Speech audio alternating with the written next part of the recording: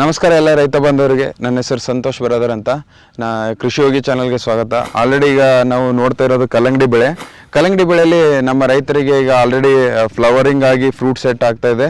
So ಈ ಒಂದು present ಏನಂತಂದರೆ ಎಲ್ಲ ರೈತರಿಗೆ ಸೈಜ್ ಯಾವ ರೀತಿ ಇನ್ಕ್ರೀಸ್ ಮಾಡಬೇಕಂತ ಕಲ್ಲಂಗಡಿಯಲ್ಲಿ ಒಂದು ಎಲ್ಲರಿಗೂ ಒಂದು ಮಾಹಿತಿಯನ್ನು ಬೇಕಾಗಿರ್ತದೆ. ಆ ಟೈಮಲ್ಲಿ ನಾವು ಏನು ಮಾಡ್ಬೇಕಂತಂದರೆ ಈ 1261 ಗೊಬ್ಬರ ಆದಮೇಲೆ, ಅಂದರೆ ಸ್ಟಾರ್ಟಿಂಗ್ ನಾವು 19 ಕೊಡ್ತೀವಿ, 19 ಆದಮೇಲೆ 1261 ಗೊಬ್ಬರ, ಈ 1261 ಆದಮೇಲೆ ಯಾವ್ಯಾವ ಗೊಬ್ಬರಗಳನ್ನು ಕೊಟ್ಟಿದ್ರೆ ಕಲ್ಲಂಗಡಿಯಲ್ಲಿ ಸೈಜ್ ಬರ್ತದೆ ಅಂತ ನೋಡ್ತಾ ಹೋಗೋಣ.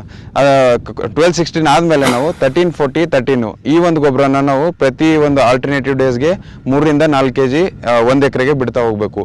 ಅಥವಾ ಇದು ಒಂದು ಅವೈಲಬಿಲಿಟಿ ಇಲ್ಲದೆ ಟೈಮಲ್ಲಿ ನಾವು 04242 ಈ ಒಂದು ಗೊಬ್ಬರನ 3 ರಿಂದ 4 kg ಪ್ರತಿ ಎಕರೆಗೆ ಆಲ್ಟರ್ನೇಟಿವ್ ಡೇಸ್ ಅಲ್ಲಿ ನಾವು ಬಿಡ್ತಾ ಹೋಗಬೇಕು. ಇದರಿಂದ ನಮಗೆ ಒಳ್ಳೆ ಹೂವನ್ನು ರಿಟೆನ್ಷನ್ ಆಗುತ್ತೆ, ಅದ್ರ ಜೊತೆಗೆ ಸೈಜು ಮತ್ತೆ ಕಾಯಿ ಸೆಟ್ಟಿಂಗು ತುಂಬಾ ಹೆಲ್ಪ್ ಆಗುತ್ತೆ ಅಂತ ಹೇಳ್ಬೋದು. ಬಹಳಷ್ಟು ಜನ 05234 ಕೊಡ್ತಾ ಇರ್ತಾರೆ. ಈ ಒಂದು ಗೊಬ್ಬರನು ನೀವು ಬಳಸ್ಕೋಬಹುದು. ಅಥವಾ ಅದಕ್ಕಿಂತ ಅಡ್ವಾನ್ಸ್ ಆಗಿರುವಂತ ಸ್ವಲ್ಪ ಎಕ್ಸ್ಟ್ರಾ ನಮಗೆ ಚೆನ್ನಾಗಿ ಸೈಜ್ ಬರಬೇಕಂತಂದ್ರೆ ಈಗ ನಾನು ಹೇಳಿರೋ ಪ್ರಕಾರ 06020 ಈ ಒಂದು ಗೊಬ್ಬರನು ಕೂಡ ನೀವು ಬಳಸ್ಕೋಬಹುದು. ಇದು ಪ್ರತಿ ಒಂದು ಎಕರೆಗೆ 3 ರಿಂದ 4 kg ಅನ್ನು ನೀವು ಡ್ರಿಪ್ ಅಲ್ಲಿ ಬಿಡಬೇಕಾಗಿರುವಂಥದ್ದು.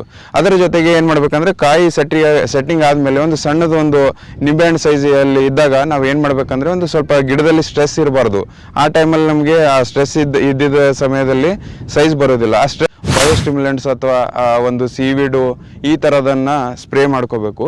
ಅದಾದ ನಂತರ ನಾವು ಅಮಿನೋ ಆಸಿಡ್ಸು, ಪ್ರೋಟೀನ್ಸು ಈ ಥರ ಒಂದು ಕಂಟೆಂಟ್ ಸ್ಪ್ರೇಯಲ್ಲಿ ನಾವು ಕೊಟ್ಟಿದ್ರೆ ಒಳ್ಳೆ ಸೈಜು ಅಚೀವ್ ಮಾಡ್ಬೋದು ಅಂತ ಹೇಳ್ಬೋದು. ಧನ್ಯವಾದಗಳು.